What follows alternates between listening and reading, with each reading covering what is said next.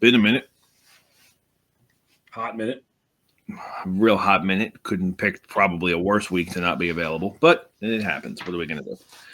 Ladies and gentlemen, welcome to The Sauce, episode number 16. 316. What? What? Today we're going to talk about the trade deadline and the big trades that we missed. What? The Islanders and the Rangers trade. What?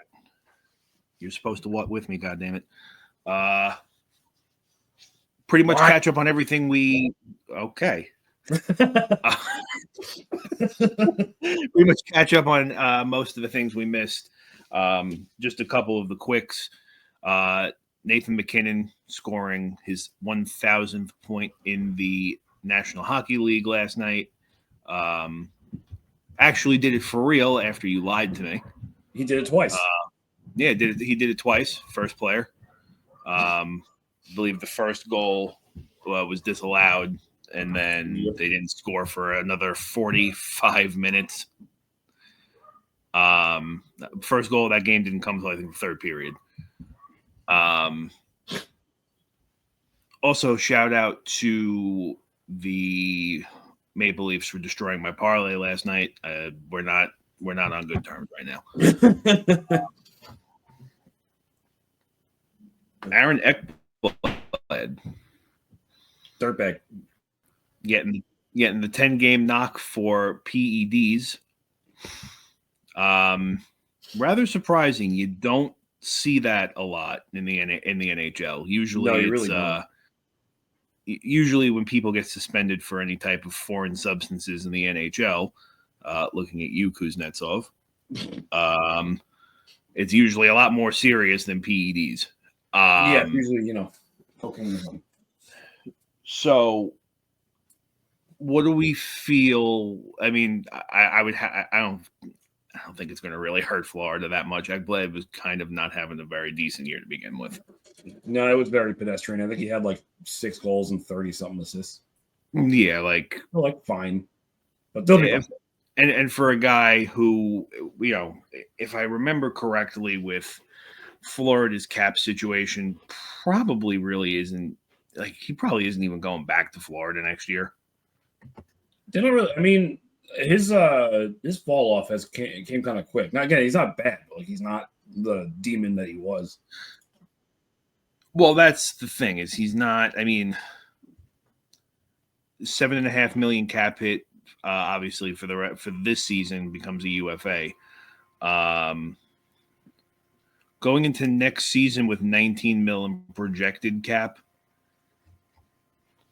I don't know how you justify giving him really too much more than he's making. I feel like he's going to have, for lack of better terms, he's going to have captain syndrome, and he's going to get more money because they're not going to want to lose the captain. Yeah, I can see that. So I could see him somewhat kind of sniffing the neighborhood of 9. Yeah, especially with the cap going up. I'd honestly be kind of okay with that. Yeah, 9. I think 9 would be the fair number for him. I think anything more than honestly 9.5 is just out of control for him.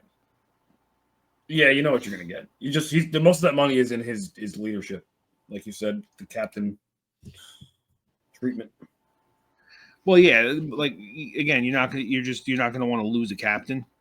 So, I mean, unless you're gonna walk away from him willingly, but who knows? Maybe Seth Jones was their way to replace him without having to deal with it in free agency. I would have to say that's a pretty ballsy decision if that's the case.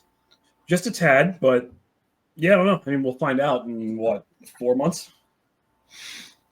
So figure for the next 20 games, your defensive group is going to be Seth Jones, Gustav Forsling, Nico Mikkola, Dmitry Kulikov, Nate Schmidt, and say it. No. Say it. I'm not saying Uvis Belinskis. That was better than I expected. I don't know how to say his name. So I mean, listen, not the worst defensive group in the world, obviously. No.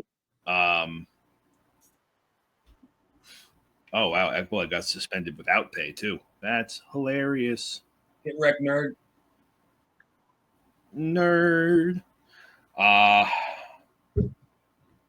Okay. Ovechkin now officially single digits away from the Gretzky record. I believe now it is 8 to tie it, 9 to break it. I believe you're right. Yes. Which still puts him on pace to do this against the goddamn Islanders.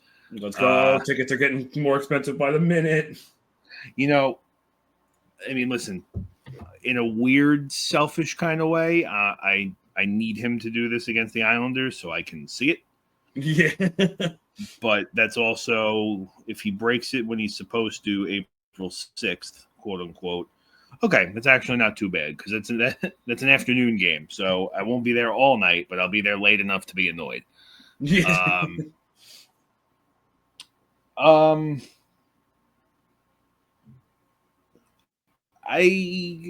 don't know. I mean, I still think this is going to happen around the time when Washington ends up playing Philadelphia anyway. That's in what, 5 games? That's next Thursday-ish. But remember, the schedule the Capitals have coming up is like tonight, I'm pretty sure. Yeah, tonight they're playing the Ducks. Hey, watch it, brother. That could be a 5-goal night right now, and we both know it. The Ducks have been pretty nasty, though. And? Fair. Okay, let's talk about real stuff. We missed a lot of trades. Yeah, very active deadline. I think one of the more active deadlines in the last few years. Yep. So, all right, we'll start with the one that probably nobody saw coming, Marchand to Florida. Crazy that he went in division. Crazy that Boston let him go in the division. Yeah, insane. And all they got was a second-round pick. Yeah, it really is a head scratcher because Marchand is 37, but he's still good. He's like I wouldn't compare him to like a Crosby right now, but it's honestly not that far off for 37-year-old point production. I feel like they should have got at least a prospect along with that pick. And what's even funnier, if you look at the detail into the Marchand trade, his contract was incredibly front loaded. Oh, really? It was front loaded, and his cap number for the year was like 6.125. But with the contract being so front loaded, cash money wise, they only owed him like $3 million this season. And with the deadline, with Boston already paying as much of the money as they had this year, on top of retaining half of it, Florida's only on the hook for like $200,000. That's nuts. That's robbery, and I love it. That's insane. Because nobody likes Boston. I guess I'll rip the Band-Aid off now. Islanders sending Brock Nelson to Colorado, getting a haul in return. Receiving a first-round pick in either 2026 or 2027, depending on which one of the Colorado picks transfers to Philly. A third-round pick with the condition that the Colorado Avalanche win the Stanley Cup. So I would say it's 50-50 whether or not we're going to see that third-round pick. Yeah. Defenseman Oliver Killington, which the Islanders immediately said gross and sent him to Anaheim. Yep. And their top prospect, and to start the season with the Hockey Writers, the number one prospect through the NHL, Callum Ritchie. And that was a great trade for the Islanders. That trade couldn't have gone any better. Yeah. Because I know we were joking around, but all right, he'll probably get a roster player in the first round pick. The prospect is out of his mind. He's not getting that. Yeah. And I mean, technically speaking, he got all three. Yeah, he did. And just sold Killington right away. Yeah, which is fine. And got a bonus pick out of it. I don't know how he did that or how he talked Colorado into doing that. But I'm glad he did. Yeah, I would be too. Because you have to think you have to think that the Islanders don't have a choice. They have to get younger next year. And Cal Ritchie is going to make this team next year. And he's going to make the team a little less mid than they already are. I wholeheartedly agree. Wonderful trade for the Islanders. And also wonderful trade for the Avalanche. It worked out both ways. You could say that Colorado paid a lot, but that was on pace with the market. Well, that's the thing is I think people weren't understanding because at one point I told you, I thought Brock Nelson could get 2 first-round picks, if anything. Yeah. And what people weren't understanding is this was a seller's market and players that should not have been sold for first-round picks were being sold for first-round picks. Yeah. So if respectfully, because I have no ill will, but if Yanni Gourde was going to come in the first-round pick, Brock Nelson should have been commanding 2. I completely agree with you. But to get a prospect, but to get a prospect that does his ELC hasn't even kicked in yet because he didn't play his 10 games with Colorado. Yeah. Who complains about that? No, nobody. And nothing speaks the seller's market more than that Leafs trade for Scott Laughton. Was it Scott Laughton and 3 late picks for Grebkin and a first-round pick? Yeah, that's I don't know who. You have to think that whoever's sitting at the NHL offices in Montreal is just sitting on the phone listening to some of these deals. Like, are they out of their minds? The Leafs single-handedly had like the worst trade of the day and also the best trade of the day. Yeah, I don't listen. Kudos to the Leafs. I'm going to leave them alone for a while. I just both those trades was control. That late trade they got acquiring Brandon Carlo, I love for them. That was also a great trade for them. Yeah. Looking at the Rangers at the deadline. Do we have them? Well, let me ask you. Too active, not active enough, or just right? They're sitting in the just right range. The only thing I'm a little surprised about was that I was expecting them to trade Jonathan Quick. You have to expect he's not going to come back next year and he'd want to go try to take a shot at a cup and we want something in return for him. But at the same time, he might have went to them and said, I just want to finish it here and be done with it, and you give him that respect. So depends what happens in that office, but I am surprised they didn't trade him. So I think as far as cup chasing for Quick goes, listen, he's got 3. I know everybody wants to have more. And there's obviously nothing wrong with that. But I also think that, like you said, this is a guy who looks and you just like, listen, I've done it 3 times. I did it twice in LA. I did it with Vegas. I don't need to go chase this. I don't want to have to relocate for a month and a half. Let's just call it here. Yeah. I think there was I think the Rangers had a better deadline than people want to give them credit for. They did what they needed to do. Well, they did what they needed to do. They didn't go crazy selling. They didn't go crazy buying. So I think they gave them, despite what you want to believe, I think they gave themselves enough tools and enough of a chance to compete if they see an opening in the standings, but also made sure that if you miss, you didn't also blow your prospect pool in your roster to do it. Yeah, and what's throwing some people off too is that most of our moves came before the deadline. I think the only move we made on deadline day was the one for Carson Soucy and the one for Nicolas Aube-Kubel. Yes. I hate the Carson Soucy trade. I don't really understand it. Carson Soucy, sorry, buddy. I don't know. He doesn't really bring anything except size for us. I love the Nicholas Aubé-Kubel trade. That is, I know he's going to play in the minor leagues for a while, but I love that trade.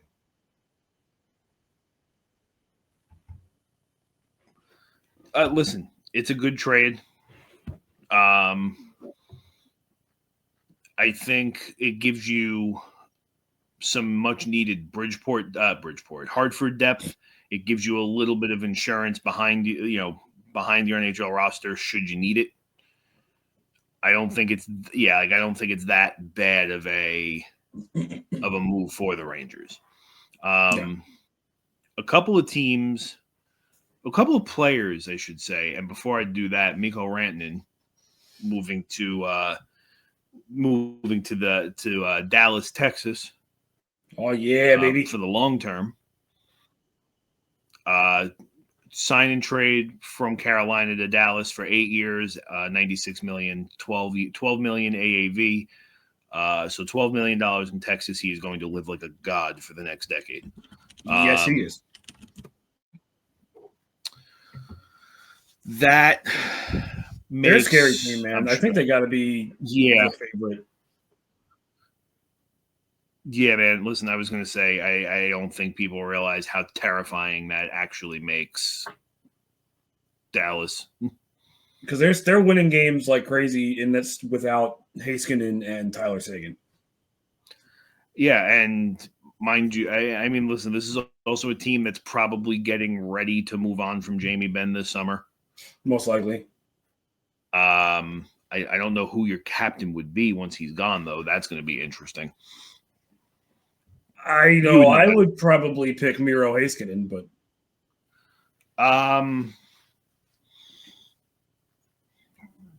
yeah, no one else stands out to me. I don't think Robertson. I don't think Robertson's the right pick. I definitely go Heiskanen over him. I think Robertson's a little too young. And because listen, whoever's going to be named the captain of that team is going to shoulder a lot of responsibility for the next few years. So call me crazy. I wouldn't be surprised if Seguin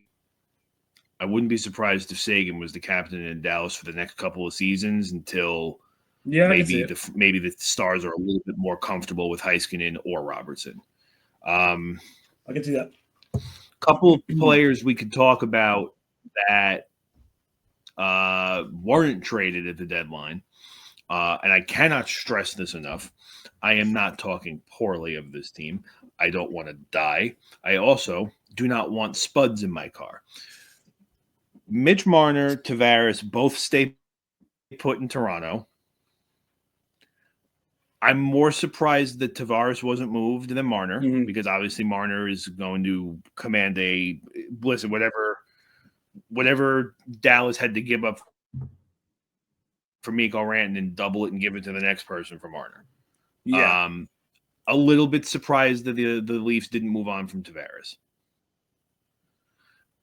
I think. Am I surprised? I just don't see a world where. I'm surprised just because, I mean, listen. Maybe this is a little bit personal for me. But you saw how he handled the Islanders when he got through the trade. That, like, they saw how this whole thing went down in New York already. I figured you'd maybe move him for a second-round pick. Yeah, I think what they're doing is they're playing the age game and that no one's going to offer him the money he wants in the offseason, and they'll be able to sign him for decently less. I see. I think he's going to – I think someone's going to sign him for more this summer. I mean, I'm not going to put it again past anybody. I think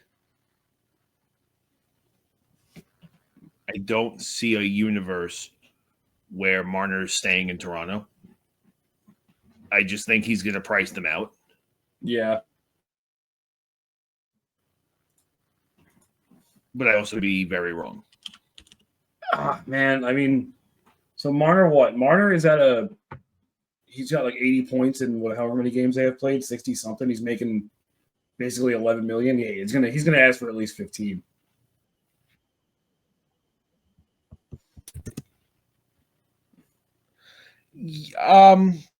Maybe it's kind of about the neighborhood I'm also sitting in for him, about 15. Yeah.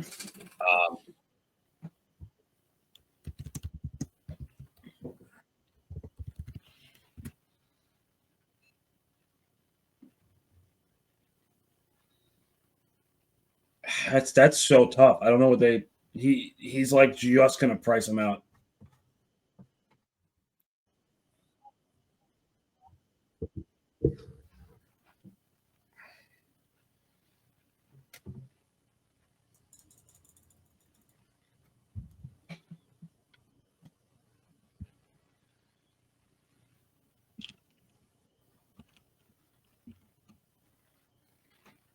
Did you not hear me?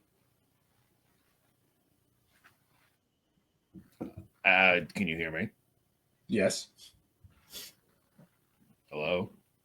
I hear you. Oh, okay. I don't know, dude. I don't know what the fuck's happening today. Okay.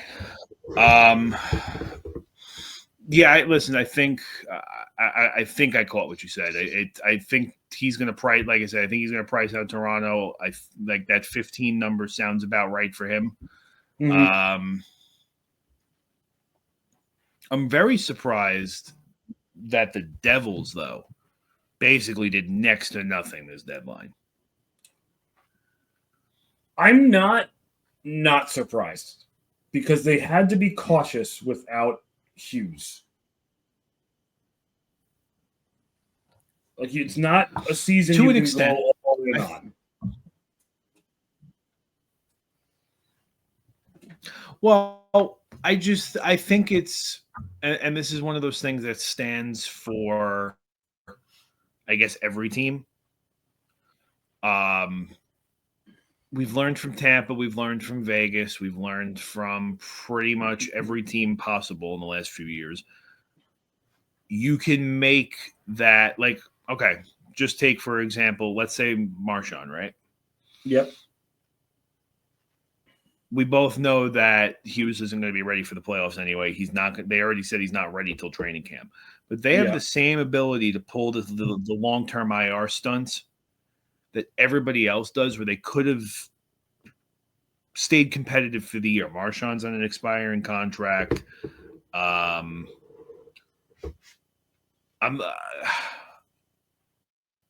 guess you could have made a deal for Rantanen, even if you don't keep him, just to keep your season alive.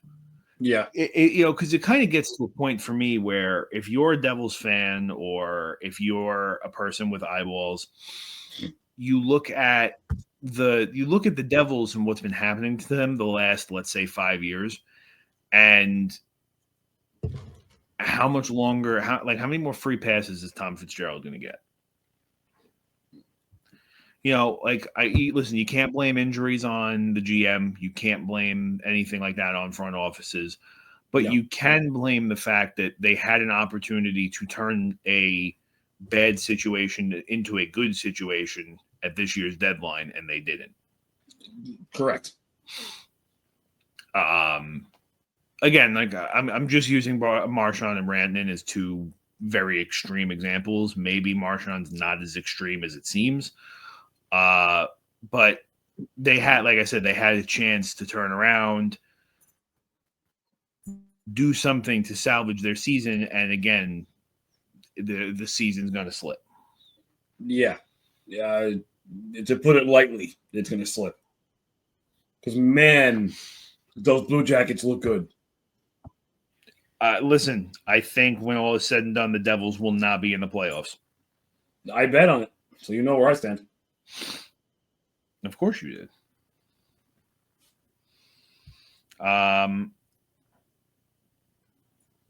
Looking at some of the other trades that went down that we probably missed, Erik Johnson traded back to Colorado. Yep. That's interesting. Actually, that's a much better move than I think people are going to be willing to give it credit. I think Colorado is the overall winner of the deadline. They had a fantastic deadline. Yeah, they listen. Colorado did just about everything right. I think, and maybe there's a little bit of bias in this one, but I do think trading Cal Ritchie is going to hurt them in the long run. To try to mortgage your future for a guy, and again, this is not a knock, but listen, I think it's one of the worst kept secrets that Brock Nelson's going to Minnesota this summer. So to mortgage everything for a guy who's probably not sticking around unless you win a cup. But you know what? They don't care about that. They want to put themselves in the best position to win right now, and they did. It's really unfortunate that we're going to see Dallas and Colorado before the Western Conference Final, most likely, because that's going to be a fantastic series. But look at who they got.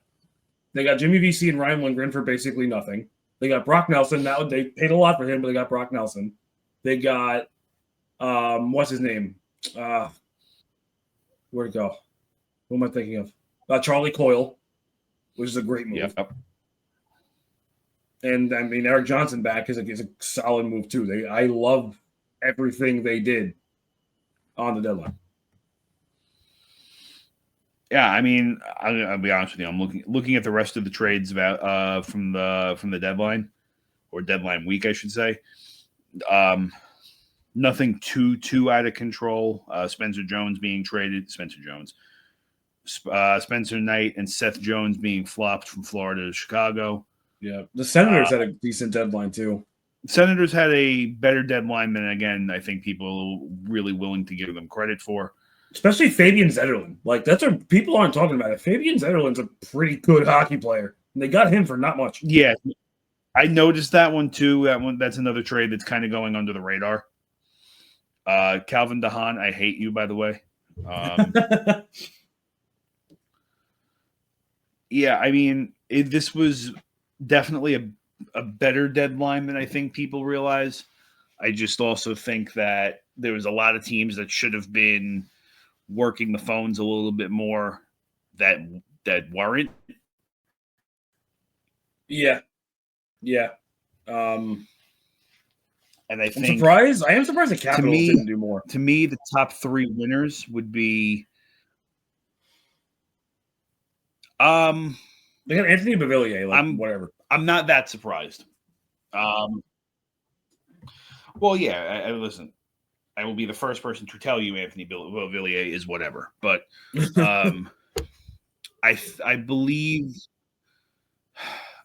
if I'm Washington, I don't believe that. I think they're a very big example of if it ain't broke, don't fix it. Yeah, I can see that.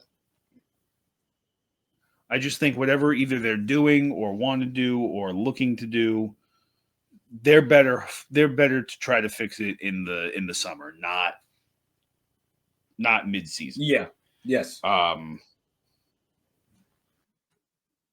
Plus, you also have a goalie that's 28-5. There's not really a ton to be fixed. Yeah, he's so nuts. So if I had to pick 3 winners and 3 losers from this deadline, I'd have to put obviously Colorado's a winner. I'd have to make Florida a winner.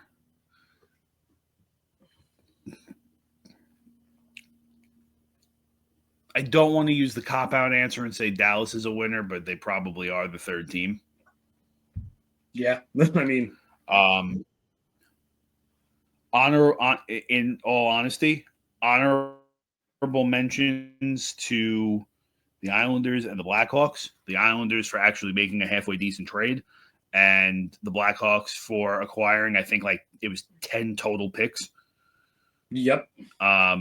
The Blackhawks doing exactly what they should be doing, and they should be basically just drafting everybody for the next 2 years. For real. As far as losers,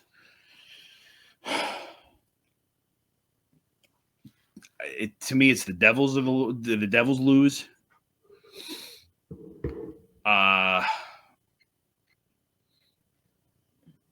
Boston loses.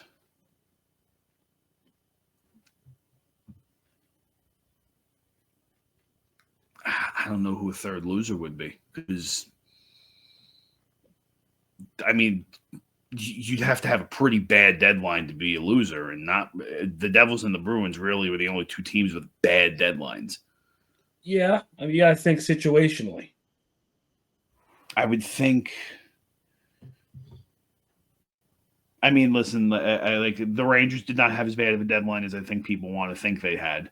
No, definitely not. Toronto did not. Toronto really had a nice rebound with that trade at the deadline at the minute. Yep. I mean, I want to call trading Josh Norris away an L for Ottawa, but they got Dylan Cousins back, so can't really call that anything. Oh, it's the me show now. Wow. Hi, everybody. Let's go. Everyone good? Everyone drinking water? I hope so. I wonder what he was going to say. Let's find out. Oh, we're backwards. That one's on me. Well done. We are having a day. It's been a while. If people haven't noticed, it's been a minute since we've done this. Hey, don't worry. Through the power of editing, they won't know anything. Oh, yes, of course. Personally speaking, if it's me, I would have to say, you know what? Buffalo is going to be my third loser because it's Buffalo. That's fair. My three winners, 100% Colorado. They were the best team this deadline. I'm going to say Dallas is a winner. They had a great deadline. But at the same time, I'm going to throw a curveball at you. The Carolina Hurricanes are a winner of the deadline. No. They traded for Mikko Rantanen. Mikko Rantanen came to them and said, I will not play for you. And they turned it into Logan Stankoven and a whole mess of first-round picks. Yeah, I can't agree with you. And I had this discussion with somebody already. I can't agree with you. I will not let the trade for Rantanen affect what they did on the deadline. You can't listen. The fact that you made the trade you did, where you gave up two of your better roster players to get him without any type of, I don't want to say concrete proof, but without anything as close to a guarantee as you can that guy wasn't staying, Carolina deserved to get kicked in the teeth this summer. They did, but they're not, because they made that great trade. And then definitely an honorable mention to the Islanders. They had a great deadline. Biggest losers, Boston, without a doubt. I think they're a bigger loser than the Devils, now that I think about it, in all honesty. Yeah. So here's a crazy one. Give me the Minnesota Wild, because they didn't do a thing and everyone around them got better.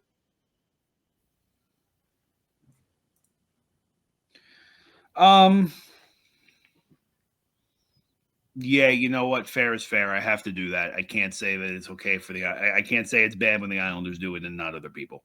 So, but at the same time, the only credit I'm willing to give Minnesota in that regard is they're in one of those. I think they're in one of those situations next year where they're going to lose a decent amount of people, Marc-Andre Fleury being one of them, that they don't want to.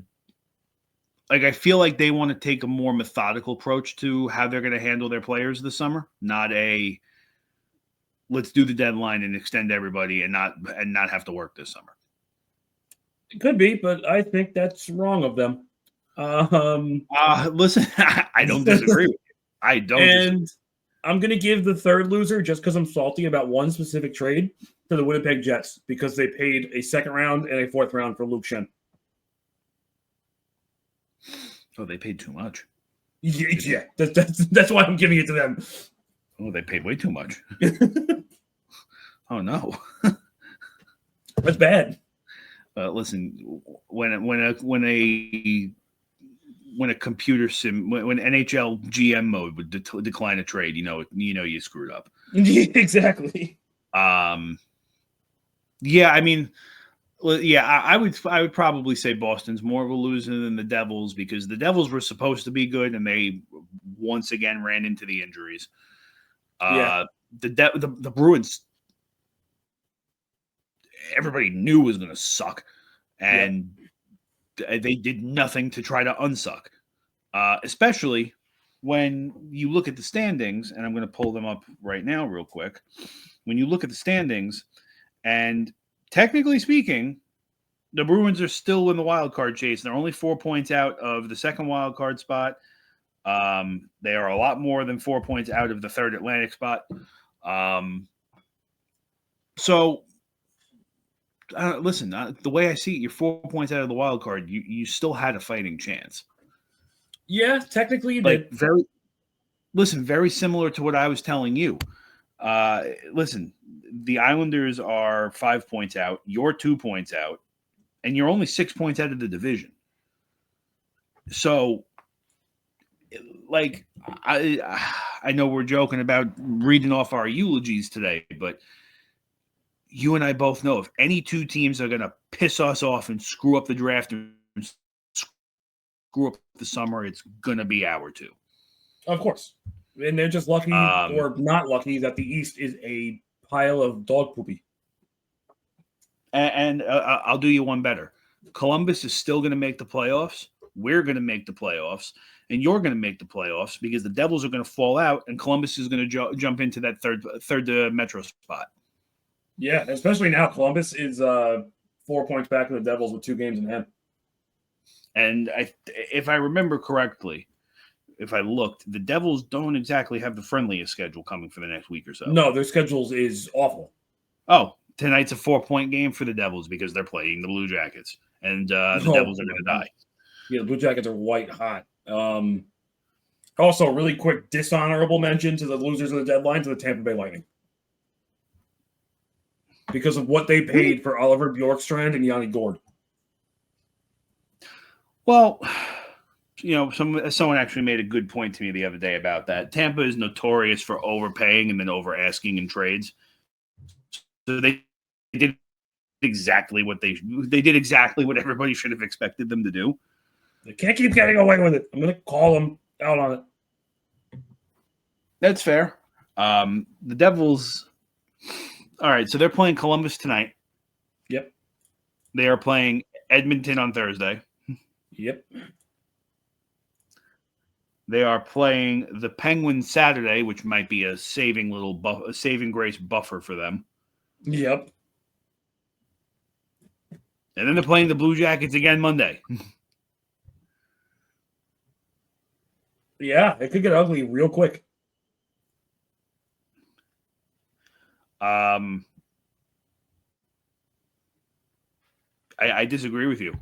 I think this is going to get ugly. But I think it's already ugly. It's already it's already ugly. Yeah, and considering also tonight, the Senators and the Rangers are also both active. Yeah, like that's that. The Senators are going to win them. They're in Philadelphia. Well, let's see what my parlay has to say about this. The Rangers are going to get smacked, but who are you playing tonight? Winnipeg in Winnipeg. Oh, yeah, I picked Winnipeg. That's right. We're going to get decimated. Okay. But Ottawa's going to win. The Islanders, honestly, this feels like a game they might win. Yeah, I know. And I bet against. The Canadians might win. And that matters for the wild card if the Devils were, if and when they drop to the wild card. I picked Montreal over Vancouver. Yep. Detroit is not active. Oh, wow. Florida's bringing Marchand back to Boston right away. No, they play. Oh, I'm watching that game. Florida's good. Yeah, Florida's going to Boston tonight. That's going to be great. Watching that game. So, what do we have? Like 5.5 weeks left of regular season hockey. What's today? The 11th? Yeah, just about. I think the last games are the 17th. Yeah, it's around like the 13th, 14th, 15th, 16th, something like in that week. Yeah, I think I think there's a couple of teams that play the 17th because I think the Islanders are one of them. I think they're one of the last day of the season teams. Okay. Because I think we're playing. I think we're playing Washington to close out the season, which is horrifying. Oh no! Well, you know what? They'll be sitting everybody, so you guys will get that win. They'll get into the playoffs and get a worse draft pick. Yay! Can't wait. The Rangers play the 17th. So you play the 17th. I play I'm playing Columbus the 17th. Yeah, just throw a last second dagger in my heart.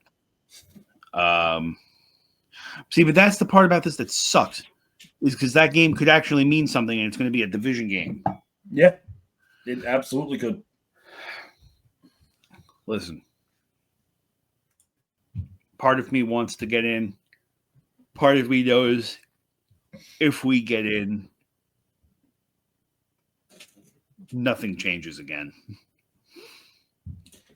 Yeah, unlikely. and something changes. And listen, I mean, and the two rumors I saw before we started recording about 2 buyouts for the summer for the Islanders, those don't happen if we make the playoffs. Probably right. You know, and did I tell you who the 2 rumored buyouts were? No. Engvall. Okay. And Scott Mayfield. Wow. So if they were bought out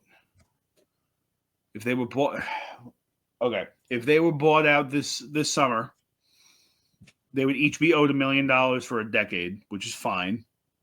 Yeah. But you would save $4.5 million each on the cap. Okay, true. So that brings your summer spending money from $28 million to $36 million. That's a lot of money. That's an unrealistic amount of money. And then that's the San Jose Sharks payroll. And then you have and then you have to think that one of Lee or Pajot will not be on this team next year too. Yeah, you gotta. Yeah, it's all for the right reasons. I'm gonna lean towards Pajot more than Lee because, like we were talking with Boston and Marchand, with Ekblad in Florida rather. It's that captain syndrome where they're not going to trade. Like I think, like they're willing. Listen, you're always more willing to lose a captain in free agency than you are to have to trade him away. Yeah. So I would see Pajot going first, but I've also said Pajot will be off this team every year for the last 2 years now. I don't see a world where Cizikas is on this team either. I mean, if I was an Islander fan, I hope he's not.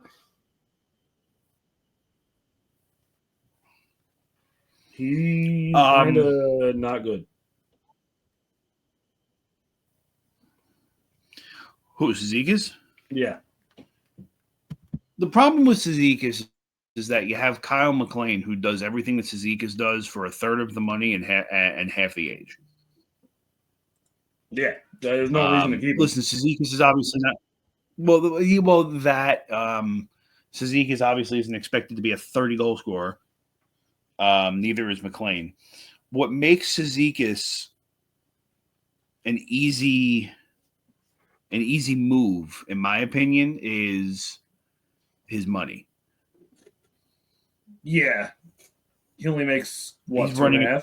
He's no 2. 2, okay. 2 with no trade clause, with no type of trade clause on it. You can send him wherever. Moving a guy like Cizikas turns to be, in my opinion, it's more about the roster spot than it is the money at that point.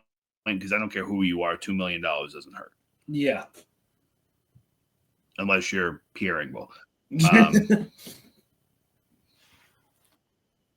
The Islanders but listen, it's going to be an interesting summer. And they have some of these players that create this identity they've been holding on to for a little too long. Those players are Casey Cizikas, Matt Martin, and Matthew Barzal. You can move on from 2 of them very easily because Matt Martin's basically not even on the team. And they need to ditch this identity in the past and move forward. Well, okay, think about it this way. Cizikas, again, he falls in that category of just that money's not hurting you. Martin was not supposed to be brought back in the first place. Yeah. He came back basically due to the fact that everybody else was injured and was the cheap fix. Now, due to our cap situation, I totally understand. Yeah.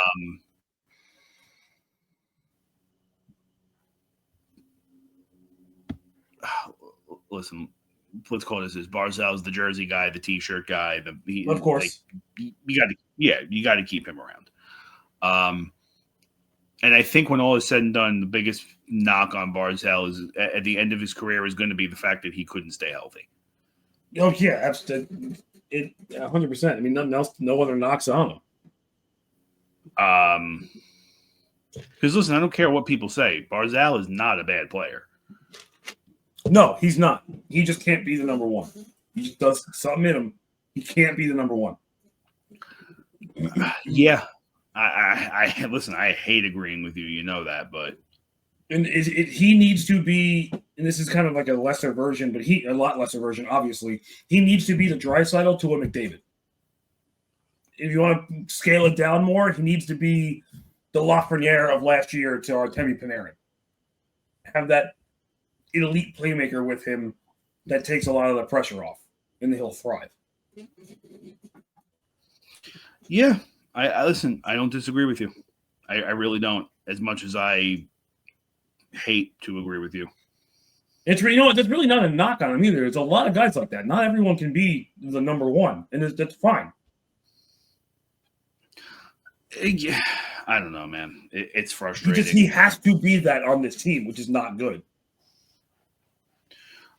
I think you know what the thing is I also think he could be, I think he has the potential to still be the number 1 on this team. The problem is even, and listen, even with Brock Nelson, he has no security behind him. Yeah, correct. You know, like, listen, we saw how the Barzal, Horvat, and Duclair line started the season. They were a point a game each for the first 7 games of the year. Nelson is, again, not a bad player, but he's the only thing that was going on the second line for most of the season. Kyle Palmieri got hot in like January. Yes. When Barzal was already out. Yeah. Listen, I don't care who you are. When the first line is the one that has to do all of the heavy lifting and carrying the goal scoring. Yeah. It's a lot. Yeah. I mean, listen, I'll use Tavares as another example. Like you saw when he was here, he would put up 60, 70-point seasons with 30 goals. But now you see he goes to Toronto, he's putting up 90-point seasons with 40 goals because he's got so much insurance and backup on that team. Yes, true. But listen, regardless of what happens, the rest of the season is going to be fun to watch anyway. Oh, yeah, it's going to be something. So, we'll see. That's all I can really say at this point. Hey, Lee, I would say you could look forward to baseball season, but the whole Garrett Cole news from yesterday. Dude, don't even give. I think I don't know. Anybody in the mood for a Bauer outage in the Bronx? Oh God, I don't think it'd be great. We get Tony D'Angelo on the Islanders and then Trevor Bauer on the Yankees. I would do it in a heartbeat. Hey, listen, from a baseball standpoint, I probably would too.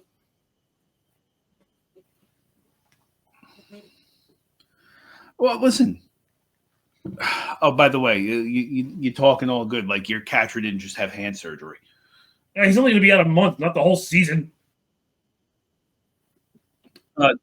2 months, dog. 6 to 8 weeks. Yeah, the season doesn't start for another 3 weeks. Shut up. 2.5 weeks, whatever. Shut up. I don't like you. All right, we're going a little rogue here. We got to go. I got Monday Night Raw to watch. All right. You got Monday Night Raw to watch. By the banger, by the way. Oh, I can't wait. Look, dude, they were in the Garden last night. I'm actually pretty pissed I didn't go. Yeah. All right, let's do this. Tyler Dell alongside Andrew Mikari. We cannot thank you enough for listening to our rambling nonsense and laggy footage for the last hour. And we will see you Thursday for episode number 17. Oh, yeah. Oh, yeah.